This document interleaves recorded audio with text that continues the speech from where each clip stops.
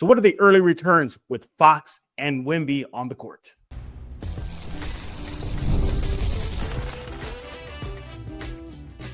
You are Locked On Spurs, your daily San Antonio Spurs podcast, part of the Locked On Podcast Network, your team every day. Hey, welcome back to Locked On Spurs, right here on the Locked On NBA Network. I'm your host, Jeff Garcia, Spurs writer for Ken's 5 San Antonio. Locked On Spurs is part of the Locked On Podcast Network, now the #1 sports podcast network. Way to go, team.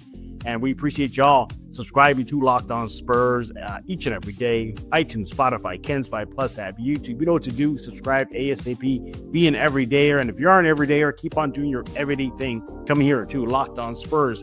Today's episode is brought to you by FanDuel. You want to go to FanDuel right now because new customers can bet just $5. And if your bet wins, you'll get $300 in bonus bets to use across the app. Head to FanDuel.com to get started. What are we talking about today?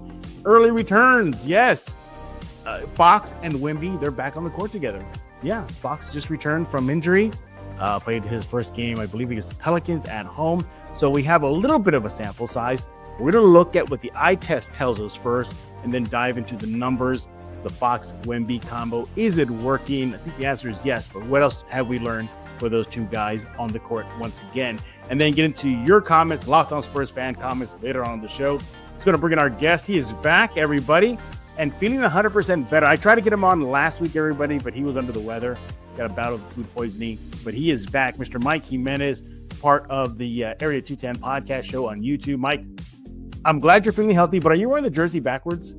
I might be. I think you are. I am. Yeah. I just got out of bed and threw this back on. I know what? I'm doing a crisscross, baby. The Mac Dad will make you. Man, I have not heard crisscross brought up in ages.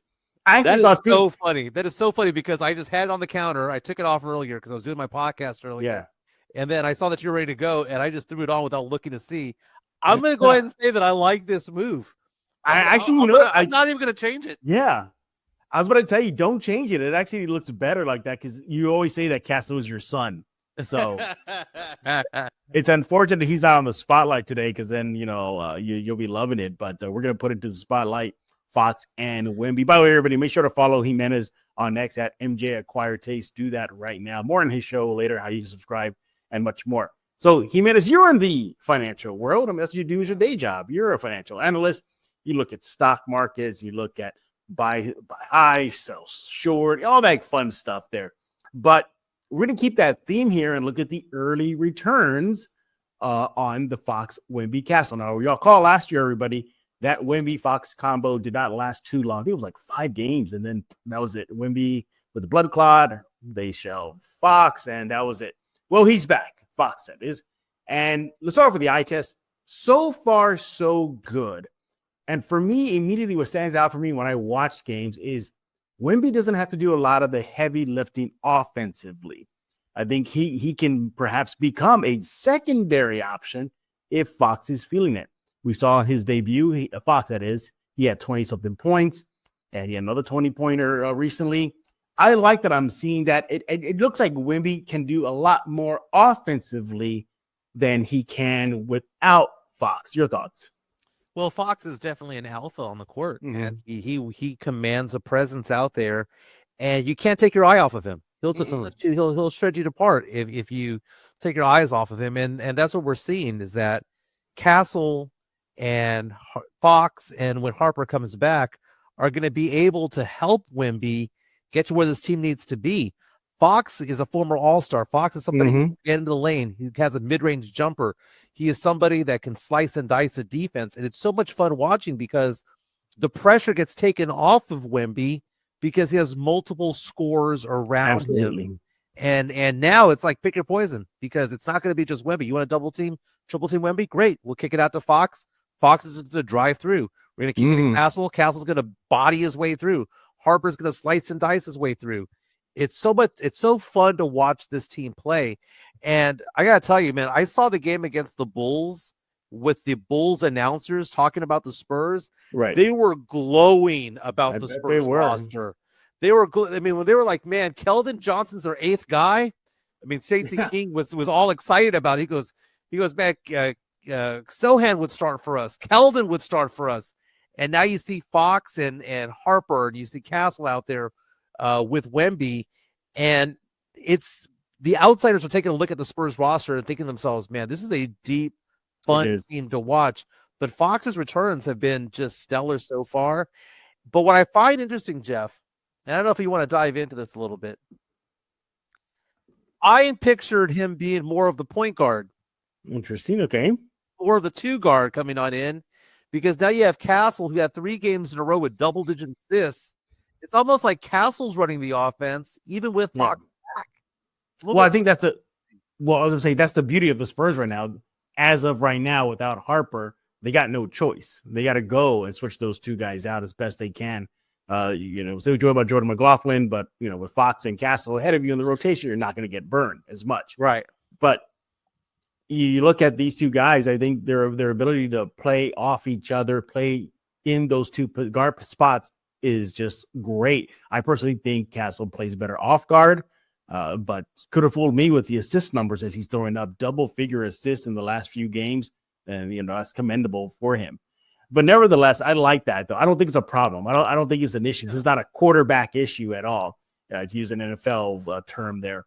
I think this is just great. Just another weapon the Spurs can throw out on the court on the offensive end. And then, of course, somebody to distribute. One other thing that's standing out for me, Jimenez, get your thoughts on this, is the early stages of that developing pick and roll synergy that we're seeing between Fox and Wemby. I think they still need a few more games together. There's a couple of plays where it was kind of busted up a bit, but I think they'll get back into the swing of things. But again, let's keep in mind, everybody, they don't have meaningful minutes yet. You're looking at 5 games last year, and how many games so far this year? Like 2 or 3. Yeah, that's it. They need more time. So I think you'll get those meaningful minutes on the court. You'll see that 1-2 combo right there in the pick and roll just develop. And what I like about it is that it's Fox's quickness, his quickness into driving lanes, and it does create space for Wemby to operate. Everybody points to all the outside shooting. Will Barnes keep up his heater from the 3 line? What about Devin? But with Fox there, he may not be a consistent 3-pointer, but he's a threat to go into the paint. Defense collapses on him. That's Wemby for an easy layup or a dunk. So I like that he's going to bring to that. And just the idea of the pulling defenders away from Wemby near the rim, where Wemby should be playing more often. And so far this season, he has near the paint. What do you think about that, Jimenez? Well, what you're saying is that Fox is making everyone else's job easier. Yep. That's basically it, because they can't collapse on Wemby like they did against the Lakers or against the Suns, where you just collapse on him because you have no other threat out there. He's going to get some foul calls that Castle won't necessarily get because he has a veteran presence. He's also an all-star.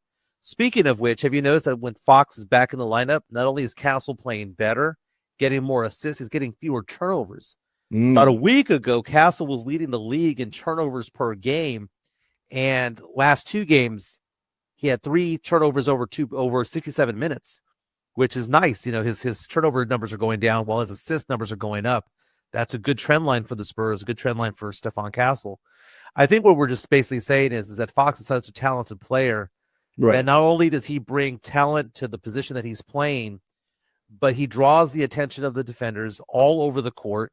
And also, he's not afraid because he's so clutch, and he takes that so much pride in being a clutch player that you want to have a player out there who's not a deer in headlights clutch time. He wants the ball. Now, I know against the Bulls, it was Wemby over Vucevic when he put him on skates on that 3-point dagger to win the game. But the game before that, it was Fox commanding the ball, saying, "No, I got this. I want to take this shot."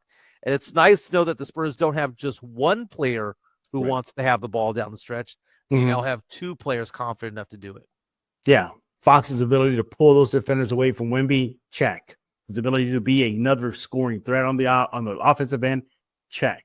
I mean, you can go on and on and on. The pick and roll is getting there. I think it'll be there in short time. I think they'll finally get adjusted to it. And you even do see other guards on the roster. Even Steph Castle still, lobbing it up to Wemby, and sometimes it overshoots him. So you can still see that development going there. But once these guys get meaningful time on the court, Fox and Wemby, you're going to see just so much of a threat that the Spurs pose. And you also look at this too. I think that 2-man lineup, we're just looking at those two guys, Fox and Wemby, it's just so much versatility. I mean, Wemby, he can play inside, he can play outside, he can play at the 3, he can play inside the 3, he can dunk on you, he's got handles. The list goes on and on. Same thing for Fox. He has all that and probably more as far as the speed and the playoff experience. Though those intangible things that will bode well for the Spurs this season. You're going back to your primary ball handler, though. I still think it's Fox. I think ultimately, as the season progresses, it's just going to shift to Fox, and he will be the primary ball handler, unless you think Castle should be the primary ball handler moving forward. Either or. I mean, what a great problem to have. And then you add Dylan Harper when he comes back from his sprained ankle. It's going to be ridiculous the amount of talent the Spurs have in the backcourt. I guess this lends itself to the belief that it's positionless basketball. It really is, yeah. When you have 3 players that are 6'3", 6'4" to 6'6", they're not these smaller point guards that are 6'1", 6'2". They have some size to them, and they're kind of interchangeable parts. All 3 of them can bring the ball up the court. All 3 of them are not afraid of being trapped. All 3 of them are capable of running the offense, of running it, of driving into the paint, and making the smart decision. This is the one thing I will say about Fox, Harper, and Castle. Not only are they athletic and dynamic and young and have the legs, but the basketball IQ on all 3 of those players is through the roof. Harper has a high basketball IQ.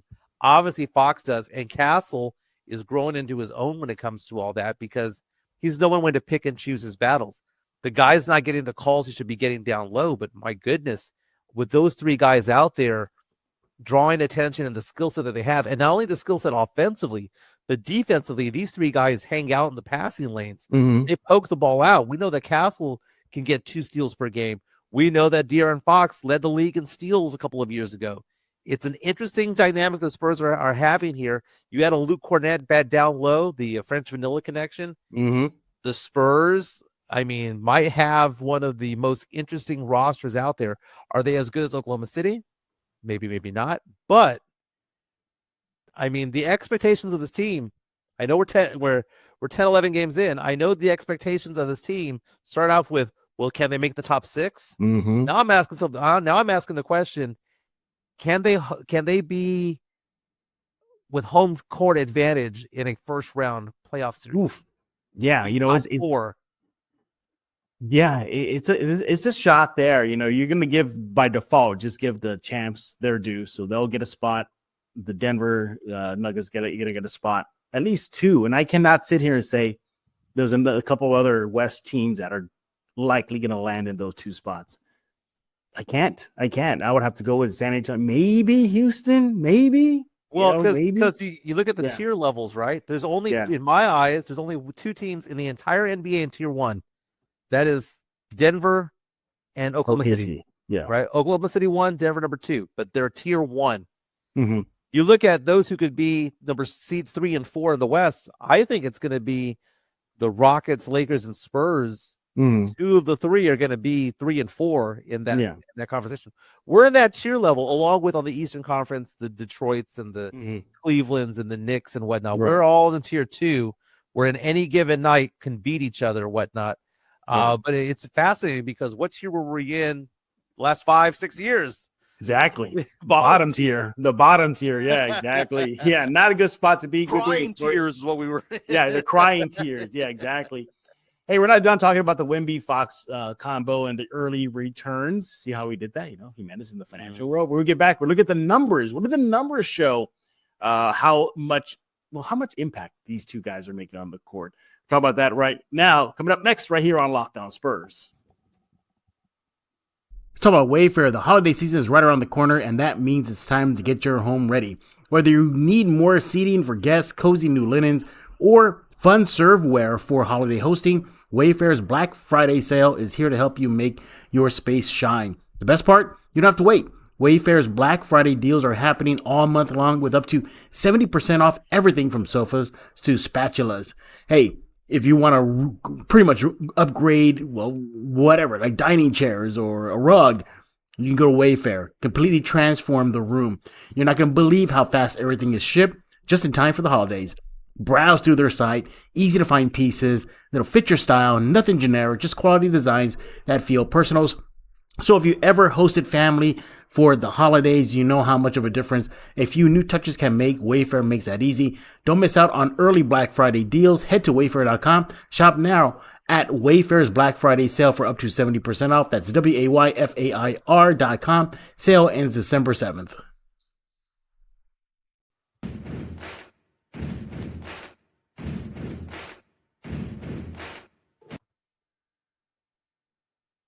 Was that the first time you seen that little cartoon strip there? Yeah. What'd you think? Jimenez? Wasn't bad. You're not a big nerd like me, but you like it, right? I'm not. My daughter is most definitely, though. Yeah, exactly. Your daughter would appreciate it. We are back, everybody, right here on Locked On Spurs, joined by Mike Jimenez of Area 210 Podcast. He is on X at MJ Acquired Taste, and we're talking about the early returns of the Fox and Wemby combo. Again, just to reiterate, last season it was cut short due to injuries to both players. We didn't get to see that.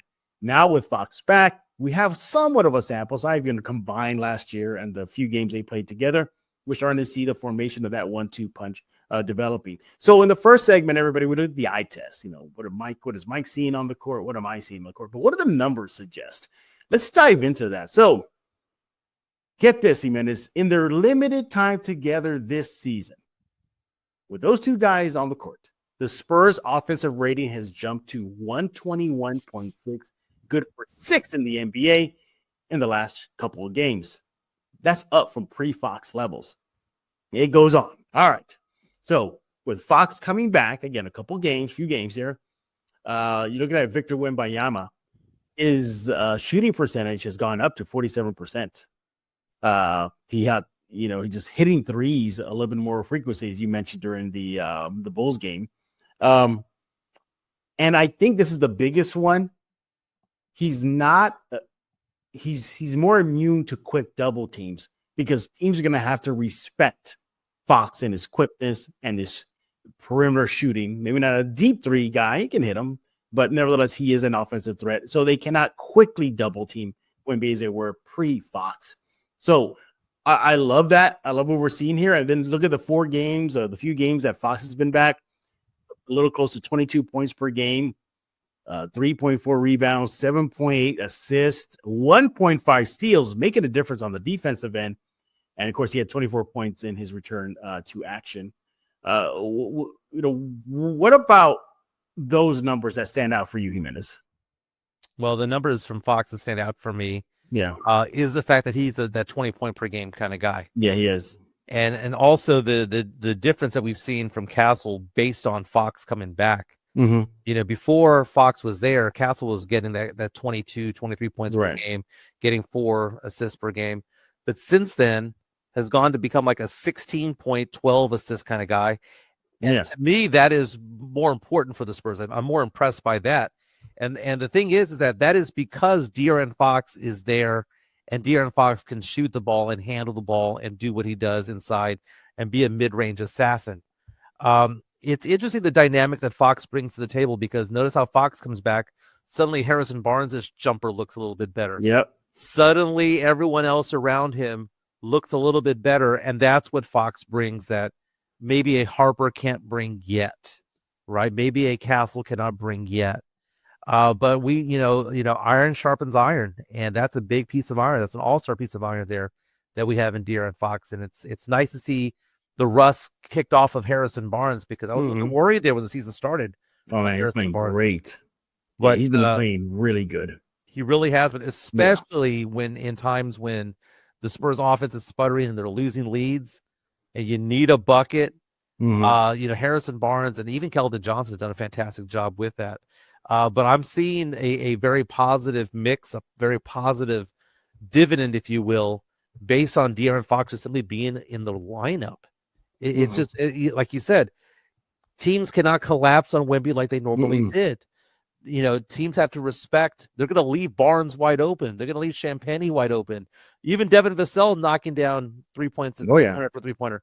He's going to be left open because all eyes are on De'Aaron Fox when he has the ball. And when he doesn't have the ball, he's showing that he can also do things off ball as well. He doesn't have to be ball dominant to be effective out there. and he's playing good defense, man, it's so much fun to be a Spurs fan these days. It's been a while. It's been a while to be this excited.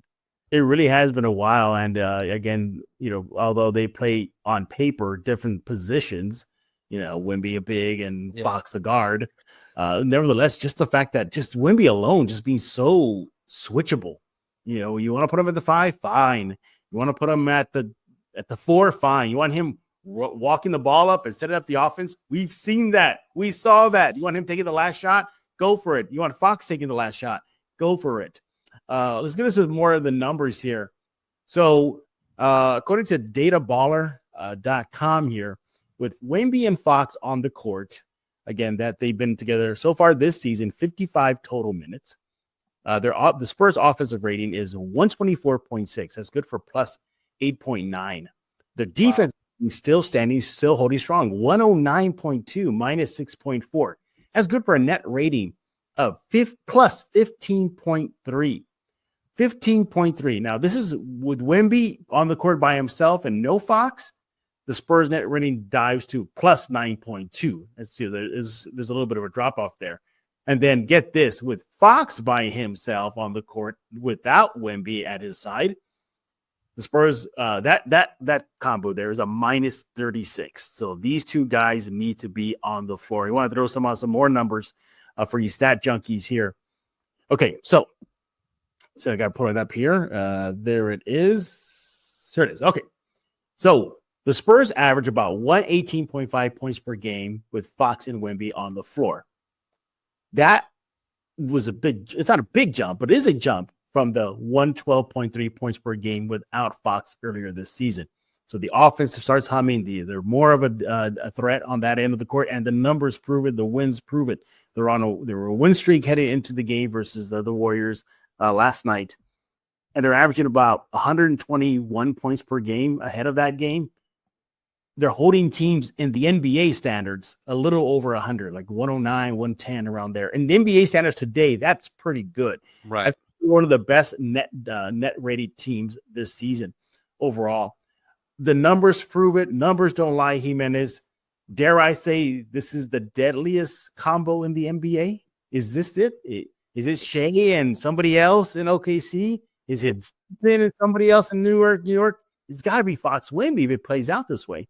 It's top 5, top 6 for sure on the offensive side of things because, the numbers don't lie. They are showing an efficiency level that's exceptionally high. Mm-hmm. And, you guys, I say you guys, people who listen to the podcast and whatnot, or my podcast, give me crap because I'm all about the analytics of it all, the analytics of effective field goal shooting, the analytics of player efficiencies and things like that.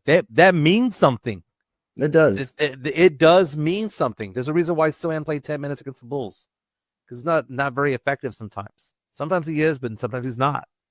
And it's just one of those things where the numbers don't lie. On the defensive side, the numbers are saying that the Spurs are a different team when Wemby is off the court.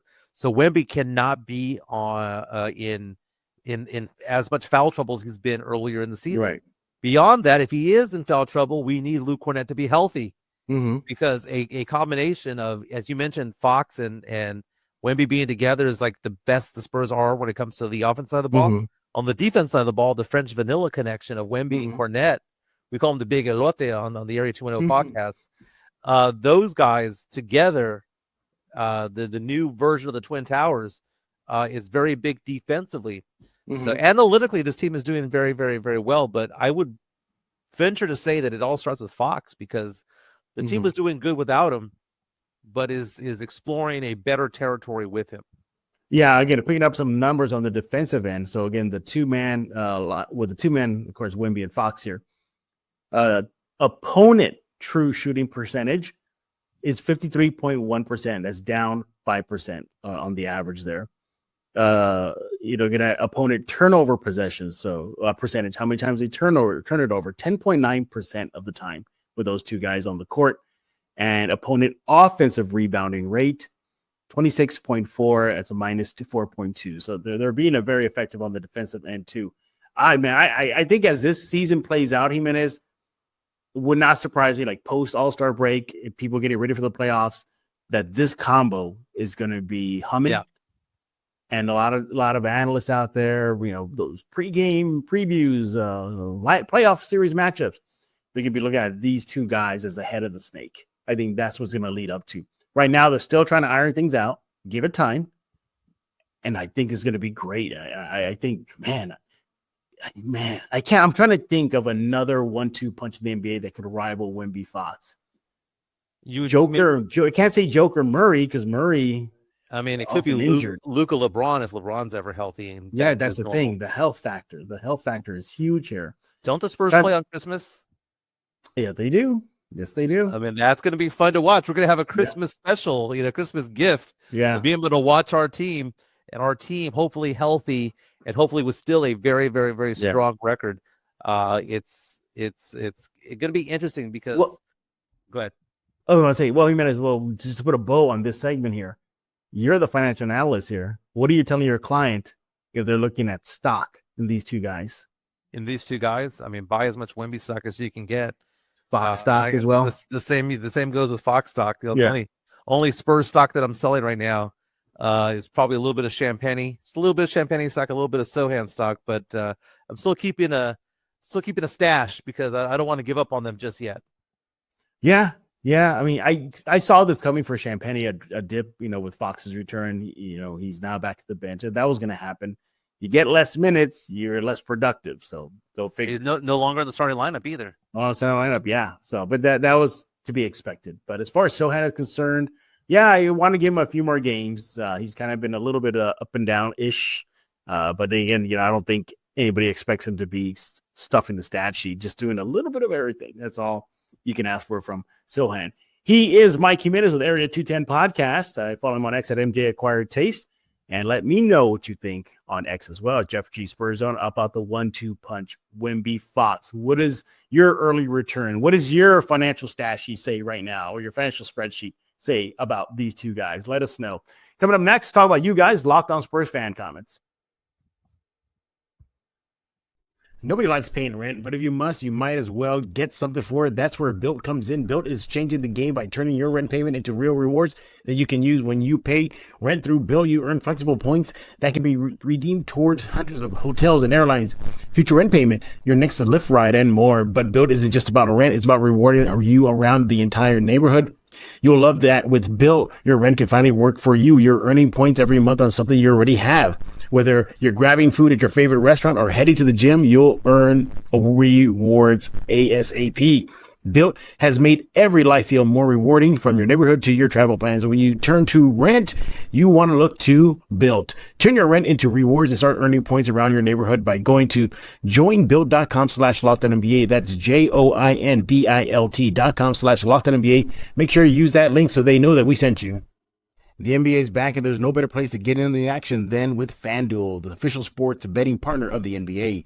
Even if you missed the start of a game or want to ride the hot hand, FanDuel has live bets on everything from who will score next to fourth quarter comebacks. Plus, you can even combine your live bets into the same game parlay for a shot at a bigger payout. It keeps everything exciting, especially when your team is making that late push. Hey, Spurs season is underway. Might as well jump on the action over at FanDuel. Right now, FanDuel is giving new customers $300 in bonus bets when your first 5 bet wins. So, head to FanDuel.com. Sign up right now. Play your game at FanDuel, the official sports betting partner of the NBA. Hello, Spurs fans. Joker here, and I listen to Locked On Spurs with Jeff Garcia. And you better too. And we are back right here on Locked On Spurs, joined by Mike Jimenez, the return of Mike Jimenez. We tried to get him last week. He was just under the weather. And we got him back this week, though. So welcome him back. He's with the Area 210 Podcast. Check that out on YouTube. More on that later. All right, Jimenez, let's go and dive into some of the Locked On Spurs fan comments, see what basically the pulse of the fan base. What are they talking about as the season is just getting going here? And yeah, that's what's amazing, isn't it, Jimenez? The season just started. It's still a baby right now. All right. The first one is from Carabo6495. He says, overall, the team roster is good. Right? So he says it's a good roster. He goes, but he still stands. He goes, but I still stand. The team needs a starting center to protect Wemby and have Cornette rest to contribute more. What do you think about that? a legit starting center with Cornette coming off the bench and Wemby not playing the 5. What do you think about that? No, Webby needs to be down low. He Okay. needs to be down low as much as possible. So I disagree with that. And when you say a 5, what kind of 5 are you talking about? Are you talking about a stretch 5, or are you talking about a defensive-minded type of player? I think the Spurs have the 2 big guys that they need in Wemby and Luke Cornette. I think they have their 2 big guys that they need, and they have Kelly Olynyk, who, by the way, is like 6'11". So I mean, it's a big you have a big guy down low, but Cornette's been fantastic to watch. I remember when the Spurs got him in the offseason, and I mean, I knew who Luke Cornette was, but I wasn't like familiar with his game necessarily, like how good he could be. But every single Celtics fan basically started crying when Cornette left. Yeah, they still are. Yeah, and I was like, okay, I got to see what's going on there. And then we saw that game against the Bulls where he had like 4 alley-oop dunks, all from Stephon Castle that game. Yep. It's just brilliant what's going on with that combination. Cornette and Wemby can play well together. That's the center that we kind of need. Somebody who can go in and dunk the ball, get rebounds. Cornette has some dog in him, man. No, he does. He's not a little wallflower out there. He has some dog in him out there. We saw that in the past couple of games. He likes to bang bodies. He's not afraid of contact. I like him out there. I don't think that we need to bring in, Bismack Biyombo 2.0. Okay, I think we need to have a healthy Cornette and a healthy Wemby, and we'll be fine. Yeah, I think these 2 guys are good enough. I can't believe I have a Bismack Biyombo photo here. Then pop in. But no, I no offense to Bismack, a great locker room guy. Let me tell you, he is I've seen it, phenomenal locker room guy. Really keeps the locker room light. Good addition to the team. But no, the Cornette Wemby thing is going to work. It's going to work. Glad that Cornette is back because we got PTSD of last year, this year. When Wemby was gone, teams just attacked the paint and the defensive rating plummeted. With Wemby taking a breather while Cornette was out due to injury. Right. Again, they saw the same thing. So no, Cornette is definitely a valuable piece for the Spurs, and I don't think they need a starting C. Carabo, 64.95. I think they're fine the way they are. All right, let's go to one more comment here. Let's see. He's got a good one here for Jimenez. All right, so this is from Eddie Esquera, 4839. He's reacting to a recent Locked On Spurs episode where we had Harrison Barnes in the spotlight and just giving him a standing O for what he's been doing of late. He says, quote, he reminds me a lot of Boris Diaw as far as how he plays. I remember this offseason, there was so much chatter about including him in a trade, for Kevin Durant, which I absolutely was against. Love his mentality, work ethic, attitude on and off the court. The man doesn't take any days off. He's a true basketball professional. San Antonio is lucky to have him on the team, part of the community. Jimenez, I think of recent games, Barnes has been an unsung hero. We were concerned about the 3-point shooting of the Spurs heading into the new season, and so far he's kind of erasing that. We saw him, just be consistent. We're seeing him be consistent from the 3 line so far. And he even got a key block in the game versus the Bulls late in that 4th period, which halted any type of Chicago comeback. I like what he's doing so far. And in the locker room, he's just a professional. I've seen it. He interacts with the guys. He talks to them. He puts up with Keldon sometimes, but nevertheless, I think Harrison Barnes is the right veteran at the right time for this roster. What I mean by that is that he's not super old where he can't contribute, but he's old enough to still contribute and guide this team. So I think Harrison Barnes, again, just really a big unsung hero in the last few games. Yeah, Barnes is Mr. Corporate, man. And I mean that the best way possible. He's somebody who can show these players how to be a professional basketball player, when not only on the court, but off the court as well. When they travel, when they're in the hotel, when they're eating, when they're doing their nutrition, all things like that. He can show them, hey, look, I've been in the league for 10 plus years. Let me show you how to do that. Right. And still be able to contribute on the court. I was worried the first 3 or 4 games that he had missed a step. And maybe he has a bit, Father Time's undefeated, right? But at the end of the day, what I find interesting about Harrison Barnes is that he can be as cold can be. But when the Spurs need to stop the bleeding, the guy's automatic. Yep, for sure. And it's a weird thing where he's like, we need a bucket. I'll go get that bucket. And do you know who's going to be Harrison Barnes 5 years from now? Keldon Johnson. Yep. Keldon Johnson's eventually going to be the 12-year vet who's going to be the corporate knowledge guy, who's going to be the great mentor, who's going to know his role, not be the superstar, get you the bucket that's needed. We're seeing that avenue that is being paved by Harrison Barnes. Right behind him is Keldon Johnson. Keldon Johnson, I mean, he might, when it's all said and done, might be a 12 to 13-year Spur when it's all said and done. I've been saying this. Yeah, I would hate for the Spurs to trade him. I know if it has to be done, it has to be done to boost the team roster-wise. Right. But I really hope that doesn't come to pass because I would love to see him retire a Spur. Keldon has never played as good as he's been playing now. Oh, yeah. He has averaged more points. He's averaged more rebounds, more assists in other seasons. But doing his role and doing what he was being asked of him, he's excelling beyond belief. And again, the Chicago announcers against the Bulls game where the Spurs won there at the last minute, they were just gushing over Keldon Johnson. They were like, man, we love that guy. That guy would have been so good over here. He'd be starting for us, Oh, yeah. It's so funny that, we don't know what we got, right? Because we're so close to it all. But those on the outside are looking at the Spurs roster and are very, very, very complimentary about it all. But Keldon is corporate knowledge guy. I'm just glad that he's probably this year going to have his first real taste of the playoffs. Yeah, I think, I'm with you. Him and Devin definitely deserve it. Those are the two longest tenured Spurs right there. But but circling back to Barnes, I had a chance to catch up with him in the locker room recently. And he joked with me because I was having fun with him. I said, like, hey, man, you can't miss from the 3 line. And he just put a big smile on his face. He looked at me. He says, you know what? He goes, I really thought I was going to get invited to the All-Star shootout, 3-point shootout last year. He did. And you go back at his numbers, he was putting up numbers around that time at a good clip. 3 shots, that is. So we had fun with that. And, again, being the pro, I had asked him, I go, well, what do you think this team identity or should be at this point of the season? So, again, it's still young. Right away, defense. He goes, defense needs to be this team's identity. And even, was quick to say, hey, we saw it slip up a bit during the 2-game losing skid. But he says defense. So it was just really good joy to talk to him and just such a pro to talk to him.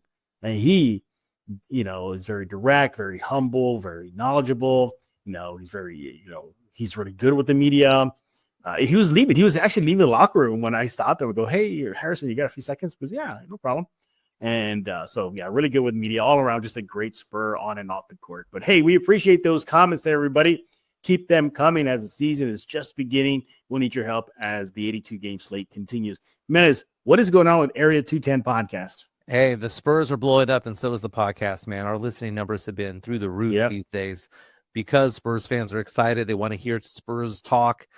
We have the podcast Monday through Friday from 10 a.m. to 11:30. That's a dark period in local sports talk radio because local radio goes national. They go corporate at that time. So if you want to have local sports talk around 10 a.m. to 11:30 a.m. Monday through Friday, go check out the Area 210 podcast. We are on YouTube, Area 210 podcast, where you can look us up as Alamo City Sports as well on YouTube. It's a fun time. Jeff is oftentimes on the show as well. And we hope now that the season's kind of coming into full gear to have him on more frequently. So looking forward to it. Thank you, Jimenez, for taking time out of your schedule to join us here on Locked On Spurs. Again, follow him on X at MJ Acquired Taste and check out Area 210 Podcast on YouTube. Just search for that on there and then hit subscribe and you're good to go. You get check out Jimenez and all his hot takes and pulse of the city and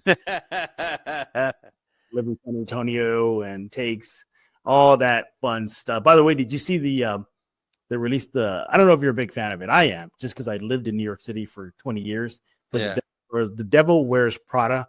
That movie is one of the rare movies that captures the vibe of New York City. Really? Really, really captures it well. There's other movies that really kind of hype it up and make it bigger than what it is. But that is one of the movies that really captures the heart and spirit of the city. And do you think that Cloak and Dagger was the essence of San Antonio? No.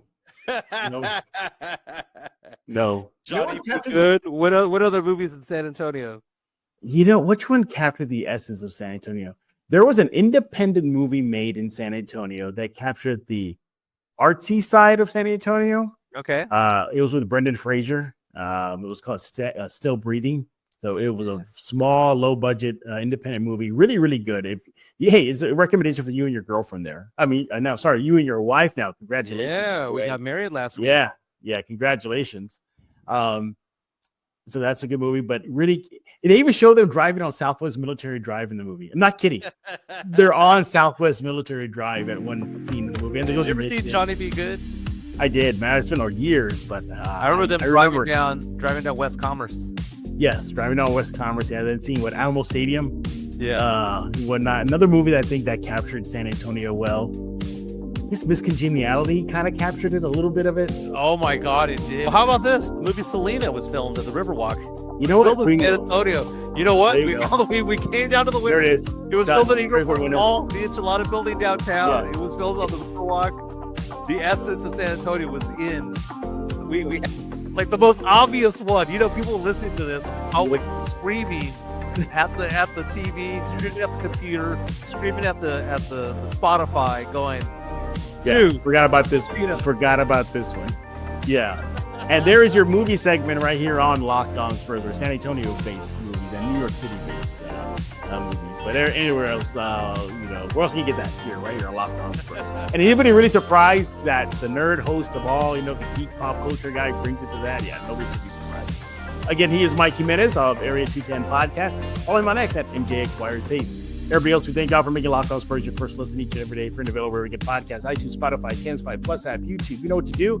Subscribe ASAP. Once again, Locked On Podcast Network, #1 sports podcast network right now as we speak. So congratulations to the network. Subscribe wherever you get your favorite podcast. Don't forget to do that. We'll be back tomorrow as the season continues. Check out Locked On NBA on YouTube. Just search Locked On NBA and hit subscribe and you're good to go. So for Mike Jimenez, I am Jeff Garcia. We're going to put a lock on this episode of Locked On Spurs.